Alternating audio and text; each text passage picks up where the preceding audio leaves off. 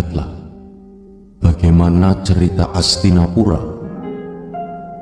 Jika melihat dan mendengar tentang Astinapura, maka lalu terlintas dalam benak kita, yaitu Bharatayuda. Astinapura itu akan selalu lekat dengan Bharatayuda, akan selalu terngiang tentang perebutan kekuasaan antara kebaikan dengan angkara murka. Astinapura itu satu negeri yang tak bisa dibagi dua, karena sudah dalam ketetapan sebagai satu kesatuan. Namun dalam Astinapura ada dua kekuatan yang merasa mempunyai hak untuk berkuasa dan menguasai negerinya.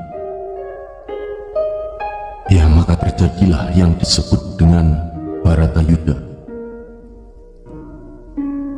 Lalu kita semua akan mengingat semua tokoh yang terlibat dalam proses Bharatayuda tersebut. Ada Pandawa V, ada Kurawa yang berkuasa dengan segala kelicikannya, yang mengorbankan rakyat untuk sebuah kekuasaan. Sementara Pandawa dan para kesatrianya mengalah untuk menyerahkan kekuasaan demi keutuhan bangsa dan negara, dan demi untuk tidak menjadikan rakyat sebagai korban untuk sebuah kekuasaan. Lalu kita mengingat semua tokoh satu persatu. Ada Prabu Suyudono dengan segala kelicikannya bersama dengan Sengkuni. Namun kita juga mengingat bahwa ada Sang Kresna dengan segala kemampuannya, tetap dengan cara-cara yang benar. Lalu atas dasar dari cara Sang Kresna, maka Karno yang sebenarnya adalah seorang kesatria yang seharusnya lebih sakti daripada Herjuna, maka Karno pun harus menjadi tumbal dari Bharatayuda. Lihatlah bagaimana cara Kurawa meraih kekuasaan, mengorbankan rakyat yang tidak sedikit dalam Bharatayuda. Bharatayuda pun berlangsung terus-menerus hingga sampai usai Pandawa menguasai Astinapura. Setelah pergumulan panjang dengan darah dan air mata, akhirnya Pandawa menguasai Astinapura. Namun jelaslah bahwa putra dan keturunan dari para ksatria Kurawa ingin merebutnya kembali dengan segala cara, namun tetap tidak mampu.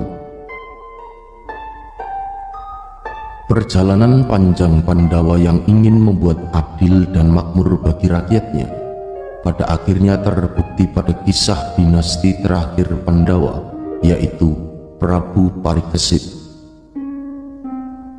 Itulah kisah perebutan kekuasaan antara dua simbol kekuatan, baik dan buruk, kebenaran dan angkara murka, yang pada akhirnya tetap akan dimenangkan kebaikan dan kebenaran.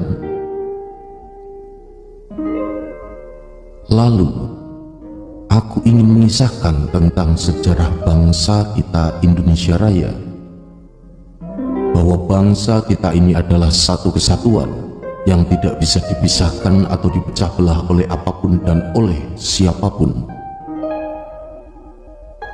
Setelah bangsa Indonesia merdeka dari penjajahan, maka bangsa kita berdiri di atas kaki sendiri sebagai bangsa yang mandiri. Lalu peristiwa pun datang silih berganti, hingga terjadi kisah sejarah yang dimisterikan, yaitu peristiwa 1965. Demi untuk menjaga persatuan dan kesatuan bangsa, maka Bung Karno mengalah.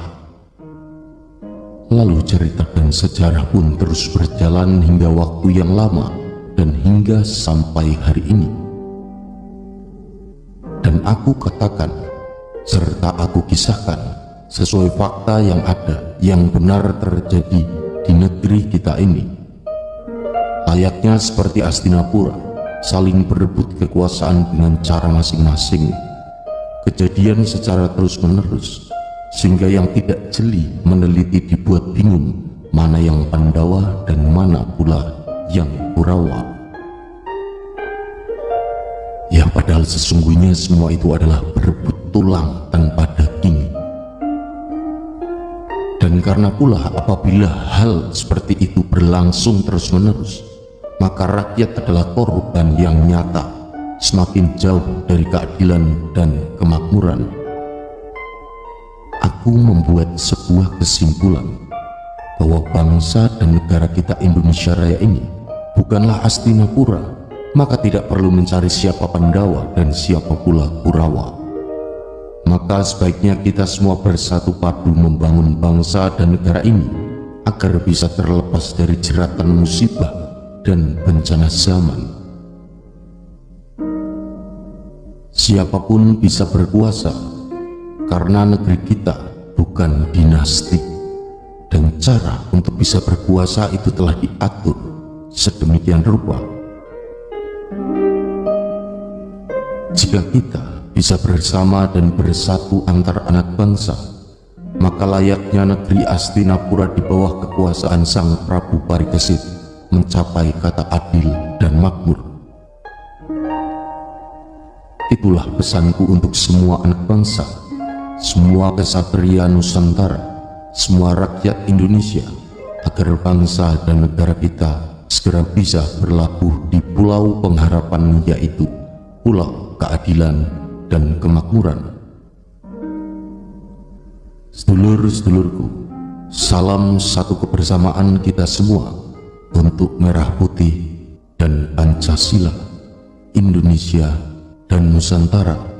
Gemah ripah lo Cinawi, toto titi tentrem kertau raharjo.